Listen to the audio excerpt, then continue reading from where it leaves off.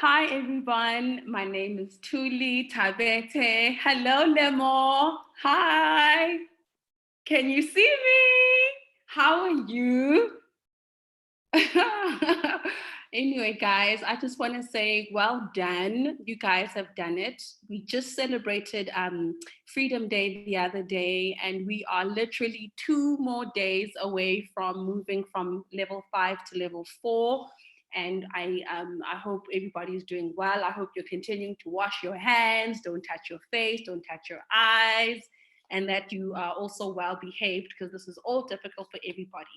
Today, I'm going to, instead of reading a story, I'm going to read a poem to you, because poems are always part of literacy. And through poetry, we're able to use words and rhymes and similes and metaphors, and we can write beautiful things by using words. So today, I'll be reading a book called The Rhyming Rabbit by Julia Donaldson and illustrations by Lydia Monks.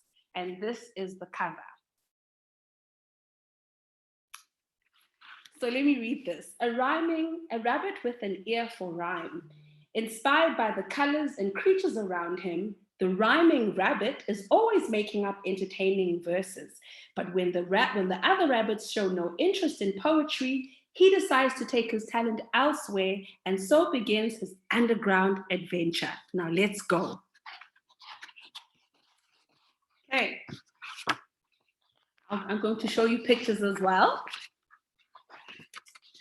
The rhyming rabbit was sitting with his family in a grassy field. All the other rabbits were eating the grass, but the rhyming rabbit was making up a poem about it. Grass is growing all around. It makes a lovely swishing sound. It looks so green, it smells so sweet, and best of all, it's good to eat. Ah, stop rhyming, start eating, said the other rabbits. And here. So this is the rabbit who likes to tell the poems. And this is his poem. And these are the other rabbits telling him to stop rhyming and just eat. It was beginning to get dark when one of the rabbits pricked up his ears and stamped a foot. "Fox!" he shouted. Straight away, all the rabbits ran to the burrow, all except for the rhyming rabbit, who closed his eyes and made a poem about a fox. Can you imagine? All the rabbits are running away, and this one is making a poem about a fox. And this is his poem. "Oh, fearful fox, all rusty red, you fill our rabbit hearts with dread. So silently you crouch and sniff until you catch our rabbit's whiff. So hungrily and cunningly, beast, you stalk your tasty rabbit feast. You're sly and crafty through and through, but we can run as fast as you." "Don't rhyme! Run!" yelled the other rabbits. The rhyming rabbit opened his eyes, saw the fox, and ran. And he reached just in time to get into the burrow. And here he is again, saying his poem, and all of them are saying, "Stop rhyming, run!" And here is the fox.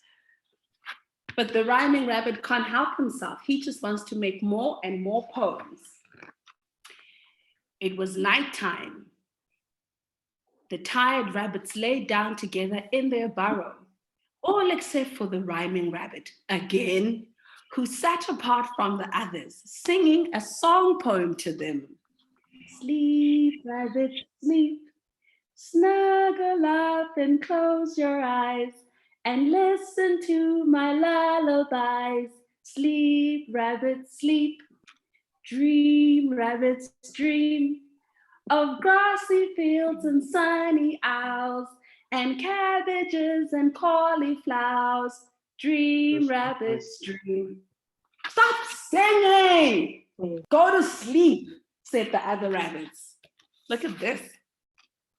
Now they're all in their burrow, and here's the rabbit again, and this is his poem, and here's everybody trying to sleep, and he won't sleep because he likes to make poems. Hi, Kumo. How are you? Okay. Kumo, can you hear me? Kumo, you don't want to talk to me, darling. How are you? Are you behaving yourself? Have you been behaving yourself? Oh, are you driving mommy crazy, or are you mom's little helper? Mom's little helper. Give me a Bluetooth high five. Well done. I'm going to carry on reading. So the book I'm reading is about a very clever rabbit who likes to make poems. All right. And then if you want, you can give me all the letters that rhyme. Do you know your rhyming words? Kumo, I'm going to continue reading. The rhyming rabbit felt sad and lonely. The other rabbits were all snoring, but again, he couldn't sleep. The others do nothing but moan. I'm going off on my own, he said to himself, and he started to dig. He dug a long tunnel, and to keep himself going, he made another short poem. Dig, dig, quick, quick, scrabble, scrabble, kick, kick, as he made his way up into the tunnel. Here the rabbit's sleeping. And here he is making a plan to run away as he digs through the tunnel and he makes another poem. The tunnel led him up and down and round a corner where he met a worm. The rhyming rabbit stopped in his tracks and made up a new poem. Wonderful worm, deep in the soil, why do you wiggle and coil and curl? Where are you going? Where have you been? How do you manage to stay so clean? How do you change your shape like that? From long and skinny to short and fat? And one more thing that's been bothering me, how can you bear to eat earth for tea? But the worm said nothing. He had no ears, so he couldn't hear the poem. And here's the rhyming rabbit who made all his way into the tunnel, and he dug and dug and dug and snuggled and went all the way down until he bumped into the worm. Can you see the little worm? It has no ears, so he couldn't hear the poem.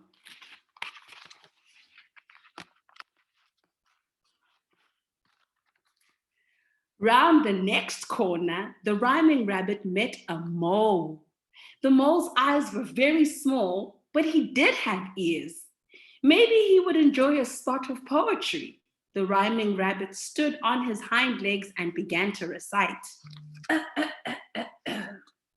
Marvelous mole, as black as coal, with shoveling toes and paint and pointed nose.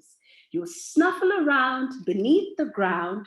You're practically blind, but never mind. At least you can hear, so lend me an ear and hear me when I say, moles rule, okay? And then he made his way, spoke to the worm, made all the way, and now he's bumped into the mole. Can you see the mole? The mole can hear. Be quiet, said the mole. I'm looking for words. The rhyming rabbit felt lonely, but he carried on digging. He dug and dug till he met a centipede. Do you know what a centipede is? Do you know the difference between a worm and a centipede? I'll tell you all the way. Straight away, he thought up his best poem yet. Oh, centipede with 100 legs, supposing you laid 100 eggs, and supposing by the baby centipedes had 100 legs like their mum and dad, how many legs would that be? And supposing the baby centipedes grew and they each laid 100 eggs just like you, and all the new little sisters and brothers had just the same number of legs as others, how many legs would that be? And there's the centipede. The centipede has lots of legs. In isiZulu, it's ishongololo, but in English, we call it a centipede. Hey, Kumo? Oh, shut up, said the centipede. I hate sums. I hate counting. The rhyming rabbit felt sadder and lonelier than ever, and he felt hungry too. He dug his way up out of the earth and into the open air and found himself on a hill. The grass was covered in dew. It tasted delicious. The rhyming rabbit ate and ate till he felt much better. Then he gazed up at the night sky and made a new poem. Can anybody guess what he's going to make a poem about? Oh, midnight blue and velvet sky. Oh, silver stars, so bright and high. Oh, yellow moon, so clear and full, that shines on trees and grass and, oh goodness, the rhyming rabbit couldn't think of a rhyme. He couldn't find a word that would rhyme for full. He stopped and scratched his head. So there, from the tunnel, he went and shot straight up into the hill. And there he saw the sky and the stars and the moon. And then he made his poem. And now he's stuck because he doesn't know what rhymes with full. Do you know what rhymes with full? He's thinking. Wool, said a voice.